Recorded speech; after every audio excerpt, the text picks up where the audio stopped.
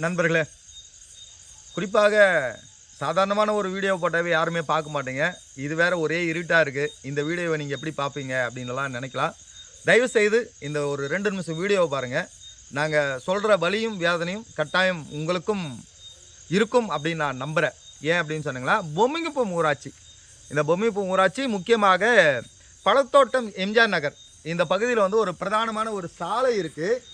இந்த சாலையை வந்து பயன்படுத்துறதுல பார்த்தோம் அப்படின்னு பார்த்தீங்கன்னா, அம்பேத்கர் நகர், இந்திரா நகர், ஓம் சக்தி நகர், இன்னும் பல்வேறு பொதுமக்கள் வந்து இந்த சாலையை வந்து பயன்படுத்துகிறாங்க. குறிப்பாக சொல்லணும் அப்படின்னு சொன்னீங்கன்னா, இந்த சாலை வழியாக கிராமப்புற பகுதிகள் வந்து நிறைய பேர் வந்து திருப்பத்தூருக்கு வேலைக்கு போகிறாங்க.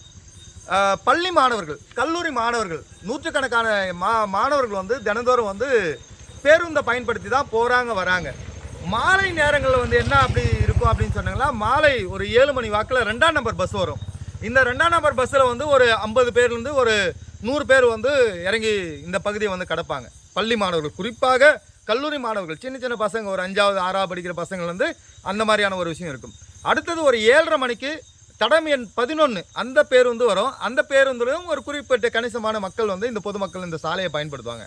இதில் ஒரு ஆபத்தான ஒரு விஷயம் வந்து எங்கே அப்படின்னு என்ன சொன்னோம் அப்படின்னு சொன்னாங்களா, இங்கே இருக்கிற ஒரு ஃபார்மர் அந்த இடம் வந்து இருக்குது. அந்த பகுதியிலேருந்து பெரியசாமி வீடு வரைக்குமான ஒரு 1000 அடி தொலைவு. இந்த 1000 அடி தொலைவில் வந்து என்ன அப்படின்னுங்களா, இரவு நேரங்களில் வரும்போது 2 பக்கமும் அடர்ந்த தோப்பு பகுதியாக இருக்குது.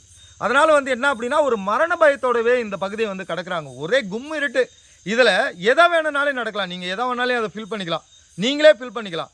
அடுத்தது, இது மலை ஒட்டிய பகுதி அப்படின்றதுனால வந்து என்ன அப்படின்னா, இந்த பாம்புகளெல்லாம் அதிக அளவில் இருக்குது. அதுவும் ஒரு பிரச்சனையாக இருக்குது. இப்போ இப்படி ஒரு மரண பயத்தோடவே வாழ்கிற மக்களுக்கு வந்து என்ன அப்படின்னு சொன்னீங்களா, ஒரு 2 வருஷத்துக்கு முன்னாடி நாங்கள் கிராம சபையில் போய் தீர்மானத்தை வந்து நிறைவேற்றணும்.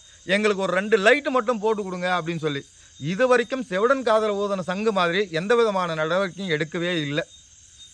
இப்போ கிராம சபையில் நிறைவேற்றுற சட்டங்கள் வந்து நாடாளுமன்றத்துக்கு இணையானது, சட்டமன்றத்துக்கு இணையானது, கிராம சபையில் தீர்மானம் போட்டோம்னா உடனடியாக நடவடிக்கை எடுப்பாங்க அப்படின்னலாம் சொல்கிறாங்க. ஆனால் இது வரைக்கும் இந்த பொம்மிங்குப்பம் ஊராட்சி எந்த விதமான நடவடிக்கையும் எடுக்கலை அப்படின்றது ஒரு வேதனையான ஒரு செய்தியாக இருக்கிறது. 2 தெருவிளக்கு தான் கேட்குறாங்க, ஒன்றும் பெருசாவெல்லாம் எதுவும் கேட்கல. இந்த அதுக்கப்புறமா குண்டும் குழியுமாக இருக்குது, நிறைய பிரச்சனைகளாக இருக்குது. அது ஒரு பக்கம் இருக்கட்டும். முதல்ல வந்து இந்த மக்களுக்கான உயிர் பாதுகாப்பு இருக்கணும் இல்லை, அதை தானே இந்த மக்கள் வந்து எதிர்பார்க்குறாங்க. இந்த எதிர்பார்ப்பை ஊராட்சி மன்ற நிர்வாகம் கோரிக்கையை நிறைவேற்றுவார்களா? ஊராட்சி மன்ற உறுப்பினர் இந்த கோரிக்கையை வந்து செயல்படுத்துவாரா? ஏன்னா ஓட்டு போட்டிருக்காங்க, உங்களை நம்பி தானே ஓட்டு போட்டாங்க. அதை வந்து ஒரு 2 தெருவிளக்கை வந்து கொண்டு வரத்துல உங்களுக்கு என்ன பிரச்சனை அப்படின்னலாம் தெரில.